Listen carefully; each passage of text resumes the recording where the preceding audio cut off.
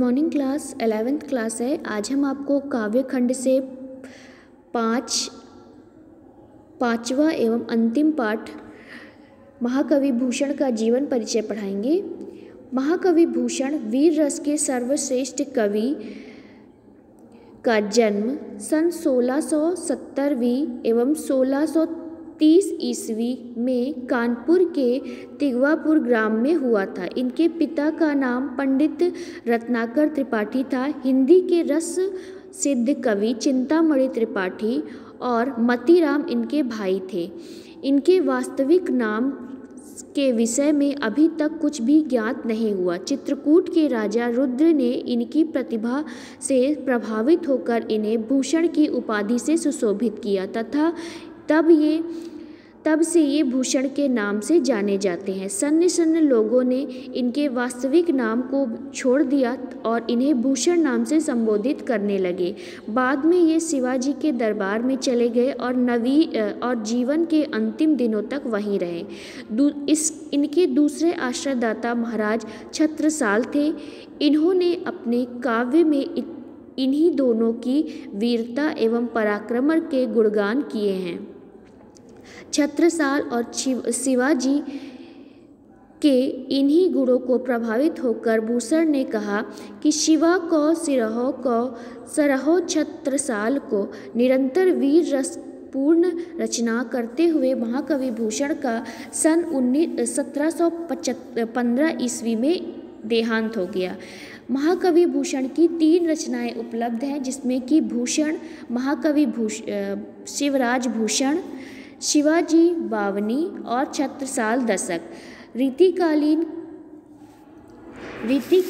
युग के श्रृंगारिक प्रवृत्ति का तिरस्कार कर वीर रस के काव्य का सृजन करने वाले रीतिकालीन कवि भूषण का नाम वीर रस के कवियों में सर्वप्रथम लिया जाता है।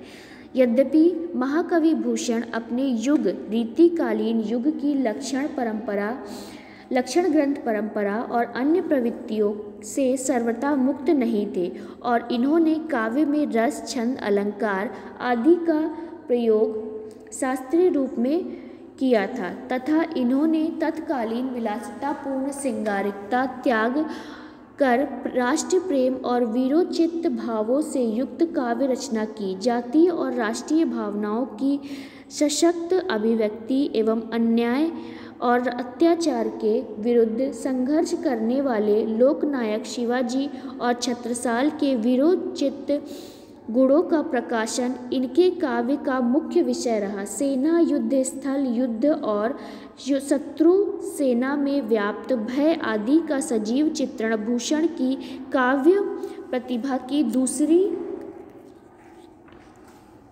विशिष्टता रही।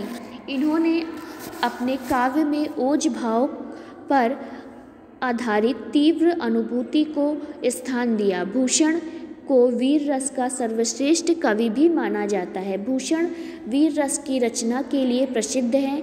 वीर रस के सहकारी रस रौद्र और भयानक है। अपने प्रिय रस के निरूपण में भूषण ने त्रास या भय के अनेक रूपों की व्यंजना कर रसात्मक स्थिति की कल्पना के साथ किया। इसमें नवीन उद्भावनाओं की क्षमता थी। विक्षोभ की दीनता, व्याकुलता और रीछ आदि की सहायता से शिवाजी के आतंक की व्यंजना एवं नीतो भावना के अनेक प्रयोग भूषण की रचनाओं में मिलते हैं। विभत्स की व्यंजना में पारंपरिक वर्णन है।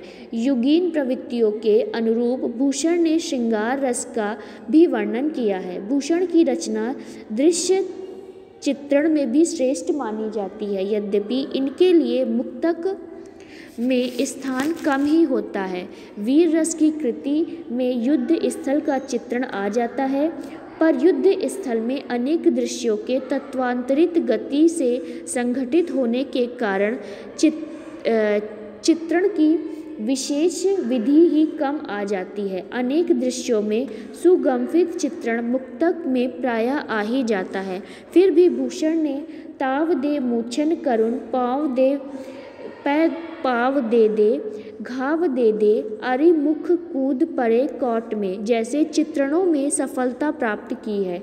युद्ध स्थल वर्णन की अपेक्षा युद्ध स्थल प्रस्थान वर्णन में भूषण की रचना अधिक मिलती है। भूषण को हिंदी साहित्य का प्रथम राष्ट्र कवि भी माना जाता है। परंतु भूषण की राष्ट्रीयता की परीक्षा देश की तत्कालीन परिस्थितियों को ध्यान में रखकर ही करना चाहिए। भूषण के समय में हिंदुत्व का संदेश ही भारतीयता की ज्वलंत राष्ट्रीयता का संदेश था और यहाँ बहुत से ही भ्रांत धारणा है कि मुसलमानों के विरोधी भी थे।